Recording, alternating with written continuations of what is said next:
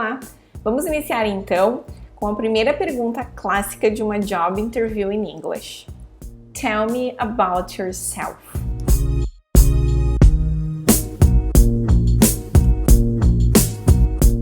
Tell me about yourself. Bom, essa é uma pergunta super clássica que a maioria das pessoas que já passaram por um processo seletivo ou pelo processo de entrevista em inglês, eles são questionados. É a tal da pergunta clássica e é sempre habitualmente feita no início da entrevista. Por quê? Por que essa pergunta é habitualmente feita no início da pergunta? Bom, a principal ideia aqui é, na verdade, fazer um icebreaker. É um quebra-gelo. Ela é feita no início com o propósito de quebrar o gelo, de fazer com que a pessoa se sinta um pouco mais confortável. Um grande erro que existe, ou um grande problema que existe nessa pergunta, é no início já focar na família, focar em hobbies, em children, home life. Ou seja, um grande erro é, no início, já focar na família, em filhos, no contexto de hobbies, coisas que gosta, que não gosta, e também falar sobre estilo de vida. Quer dizer que eu não posso falar sobre isso numa entrevista? Pode, se você for questionado. Se a entrevista é de emprego, o propósito é focar nas tuas experiências profissionais e se tu é um perfil adequado para aquela vaga. Não que isso não seja importante falar sobre aspectos pessoais, mas só menciona caso você for questionado. Também o que tem que cuidar muito nessa resposta, e também não só nessa resposta, em todo o processo de interview, é sempre desenhar a tua resposta pensando no cargo da empresa, no cargo que você está concorrendo. Então, desenha a tua resposta sempre pensando em algo contextualizado à vaga que você está concorrendo, ok? Sempre injeta um entusiasmo responder essas perguntas. Não só nessa, mas em todas no contexto do Job Interview in English. Bom, pensando em estratégias de como poderíamos responder essa pergunta em inglês, a gente desenhou um contexto onde nós abordaríamos 3 aspectos essenciais para a resposta, que é o quê? Falar sobre a tua formação acadêmica, também sobre a tua experiência e quais são as tuas metas. Então, numa forma geral, a ideia é que você foque em Education, Experience and Goals, ok? Eu trouxe aqui, então, um exemplo de uma resposta pensando nesse contexto e você pode usar isso como um Key Expression para desenhar a tua resposta. Então, a gente vê aqui que no início eu foquei no que a pessoa tem como formação acadêmica e usamos o verbo study. Study. Aqui, obviamente, como a pessoa já é formada, nós focamos no passado desse verbo, studied. Você pode dizer, então, qual é a tua formação e qual é a instituição de ensino que você se formou. No exemplo aqui, a gente tem studied chemistry at Mad University. E aí você desenha, então, conforme o teu contexto. A próxima etapa é falar sobre a tua experiência. E pensando na experiência, a gente vai falar qual é a empresa que trabalhamos e quais são as responsabilidades principais nesse cargo onde você está hoje. Okay? Então, a gente vai usar a estrutura I've been working. I've been working. I've been working for Bayer Pharmaceuticals. I've been working for the company.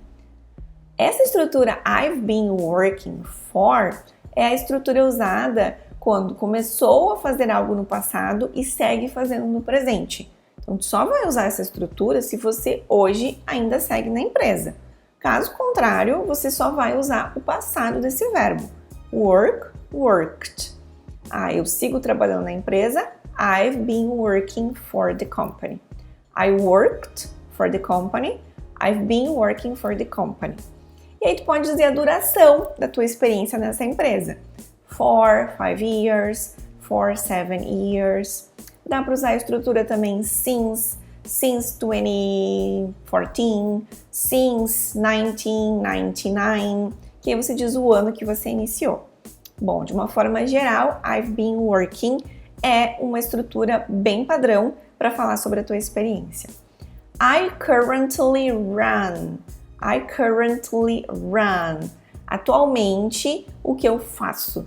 I currently teach English. I currently manage projects. O que habitualmente você faz nessa empresa como experiência.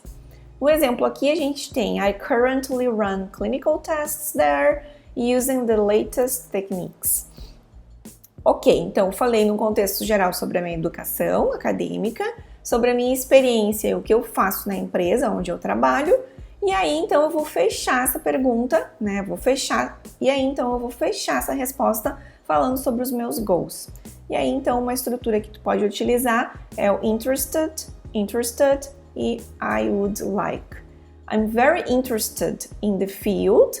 I'm very interested. E aqui é que tu pode desenhar, né? Tu pode customizar a resposta pensando no cargo que você está concorrendo. And I'd like to move. I'd like to. I'd like to. I would like. Então, eu gostaria.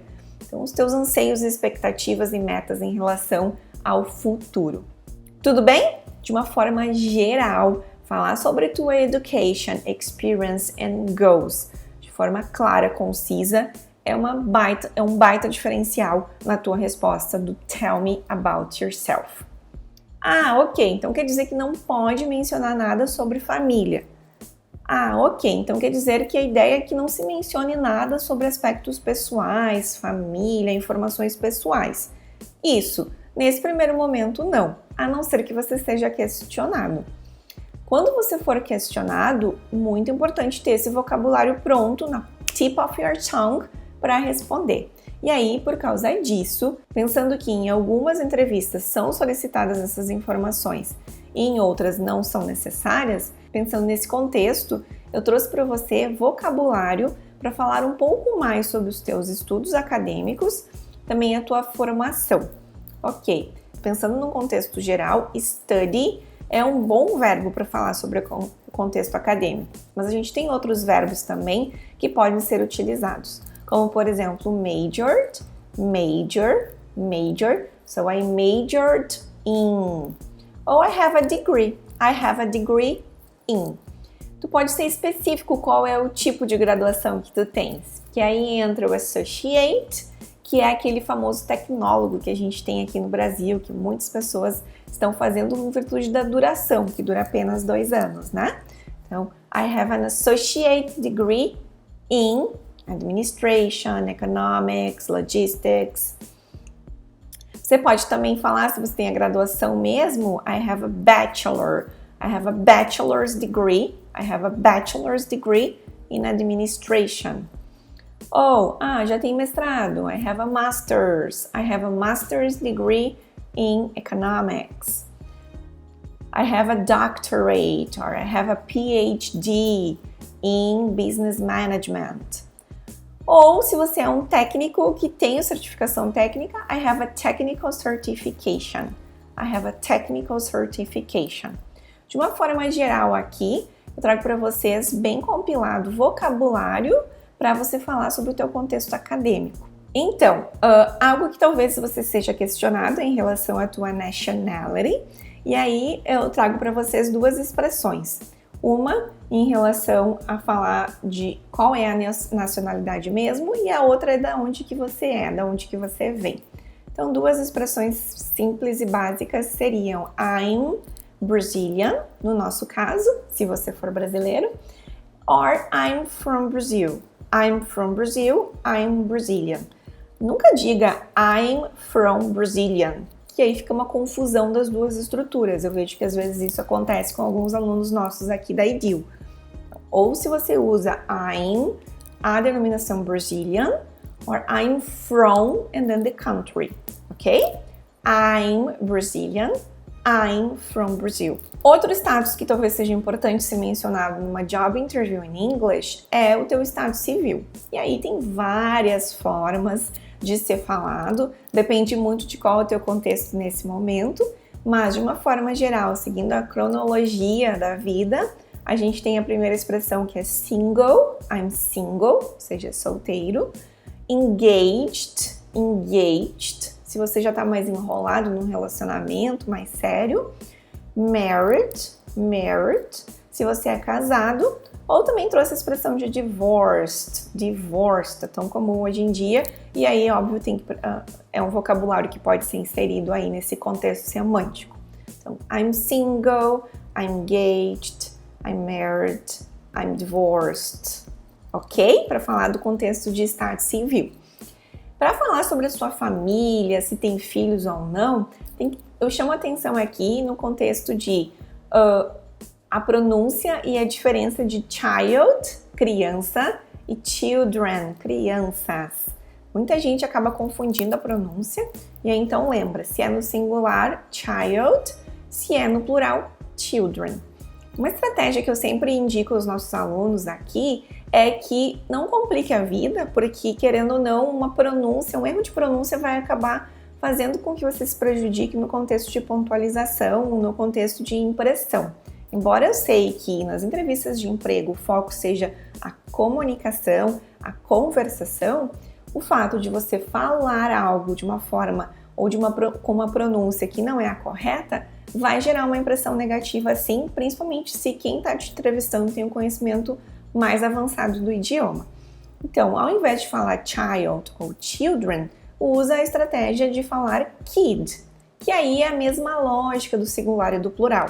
I have a kid, I have two kids. I have a child, I have two children. Lembra dessa pegadinha? Recentemente tive um aluno que chegou para mim e disse: Teacher, como eu falo gêmeos? How do you say gêmeos in English? E aí entra também um vocabulário que, embora não seja tão comum, mas que talvez você precise. Twins, I have twins. Ok, e aí para encerrar, pensando no contexto pessoal, tem a idade, questões de idade. Como falar quantos anos você tem?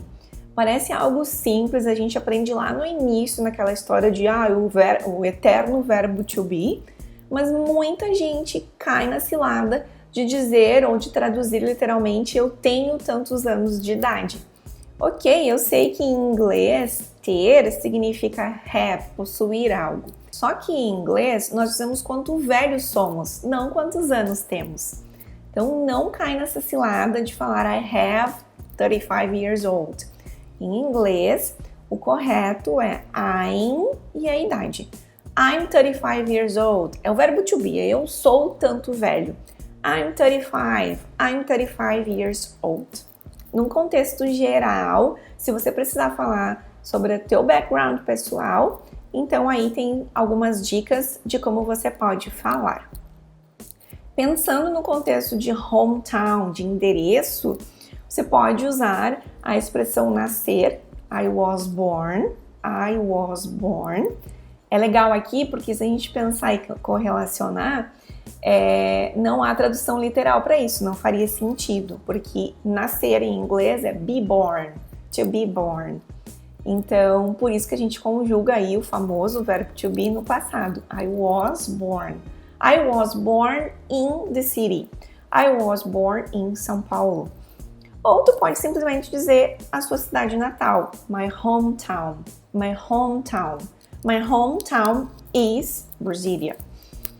Agora, falar do teu endereço atual entra um outro contexto, principalmente se você mudou, se você não mora mais na sua cidade natal. E aí tu pode usar o verbo live. I live em Porto Alegre. It's in the south of Brazil. Contextualiza onde ele fica dentro do território brasileiro. Ou também, se tu não mora mais na sua cidade natal, if you don't live in your hometown anymore, quer dizer que você se mudou, you moved to another city. E aí tu pode usar I moved to Rio when I graduated, when I married. E aí usa quando, em qual momento da vida que aconteceu isso. Ok? Isso no sentido de falar sobre a tua localização atual, onde você mora nos dias de hoje. Caso seja questionado, lembra que num contexto geral, na pergunta Tell me about yourself, a ideia não é falar sobre a vida pessoal, a não ser que você seja questionado, e aí então você vai ter toda a estrutura pronta para poder responder. Seguindo, algo que às vezes precisa ser mencionado e muitos alunos caem por ser questões básicas e simples, é em relação ao contato, tanto telefônico como de e-mail.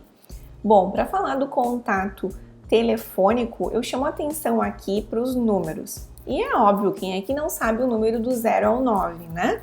Até meu filho de 2 aninhos já sabe contar do 0 ao 9 em inglês. Ok, a lógica é simples, mas eu chamo muito atenção aqui para o número 0. Por quê? Porque tu podes ouvir o número 0 como zero, mas também é possível você ouvir 0 com a expressão ou. E aí entra a questão de que eu não entendi, ou o quê? Então você pode ouvir 0 como zero ou. Então, por exemplo, se o meu número for 90, eu posso dizer 90 ou 90, ok? Outro aspecto importante em relação a números telefônicos é o country code and the area code. Country code for Brazil is 55. The area code for Porto Alegre is 51. Então, area code é o código de área, country code, o código do Brasil para ligações internacionais. Okay? Se você trabalha em uma multinacional, provavelmente você já saiba, mas caso você ainda não esteja nesse contexto de indústria ou que tenha acesso e interação com pessoas de fora, é algo importante para ser alertado. Zero or O, ok? E em relação ao endereço eletrônico, eu vejo muitos dos nossos alunos com dificuldade de dizer qual é o e-mail em inglês. Por quê? Óbvio, habitualmente eu não preciso falar, ou quando eu preciso eu envio um e-mail e lá já vai estar a informação. Mas se porventura você precisar falar no contexto de spoken English, eu chamo a atenção para o arroba, para o ponto e para os símbolos mais tradicionais de endereços de e-mail, como o underline e o hífen. Tá, então vem comigo. Para falar o arroba em inglês, associa a preposição que a gente utiliza com horas em inglês. Sempre na frente de horas, a gente usa a preposição at. So, I have a meeting at 5 p.m. My meeting or my interview is at 2. At. At is the preposition. At means arroba também. Então, o at tem vários significados no inglês. A gente usa como preposição, após um verbo, a gente usa a preposição antes de horas e em infinidade de outros usos o at tem, mas nesse contexto de endereço eletrônico, o at é usado para arroba. Okay. At Gmail, at Hotmail, at Yahoo. Ok, e o ponto? O ponto também é uma outra pegadinha, porque muitos dos alunos acabam falando algo que é muito similar ao português e usa point. Quer dizer que não existe point em inglês? Existe, mas o ponto direcionado para TI, Information Technology, a gente fala .com. So, at gmail.com. At, arroba, gmail.com, ok? Então, em que momento eu vou usar point no mundo corporativo? A gente usa muito point quando vai falar de indicadores, KPIs, contextos de figures. Então, we had an increase of 2.5% in sales. So, due to the recession, we had a decrease of 5.7% in our market share. Então, o point é usado no contexto de figures, números, porcentagem. A gente também tem a expressão period. A gente também tem a palavra period, que se define ponto, mas é usado para contextos de escrita. Então, ponto final ou ponto no meio de uma linha, pode usar period. Mas, nesse contexto de endereço eletrônico, ponto é .com. Ok, então já vimos que at é arroba, ponto, e aí tem os outros símbolos tradicionais. Um exemplo clássico é o underline. E aí tu vai pensar comigo, poxa, underline é em inglês, então óbvio que eu vou dizer underline in English. Mas não, só que não, but not. O underline em inglês significa sublinhar. Então não vai fazer sentido eu falar o underline, que é aquele tracinho que eu uso conectado com a linha, para me referir ao underline no endereço eletrônico em inglês. Porque underline significa sublinhar. Então sublinhe toda essa frase, sublinhe a expressão. Ok, underline the sentence. Em inglês, o underline significa underscore. Underscore. Então, aquele sinalzinho que a gente usa abaixo, rente à linha, é underscore. Underscore. E também tem o hífen, que daí é o sinal similar ao underline, mas no meio da linha. Que esse, então, é o dash. Dash. Dash. Então, vamos imaginar, meu e-mail eletrônico é maristela-andrade@gmail.com. Ah, não, meu e-mail é com underline. Ok, então como eu diria isso? maristela_andrade@gmail.com. Ok, meu e-mail é com ponto entre o nome e o sobrenome. maristela.andrade@gmail.com. Ok? Então essa é uma estrutura geral de endereços eletrônicos. Bom, agora é sua vez. Agora é sua vez. Escreva aí quais são os teus backgrounds no sentido de falar sobre tell me about yourself. Bom, agora escreve aí. Como você responderia a essa pergunta? Tell me about yourself. Coloca aqui nos comentários que eu vou ter o prazer de te ajudar e também verificar contigo se você está usando a abordagem correta para responder essa pergunta.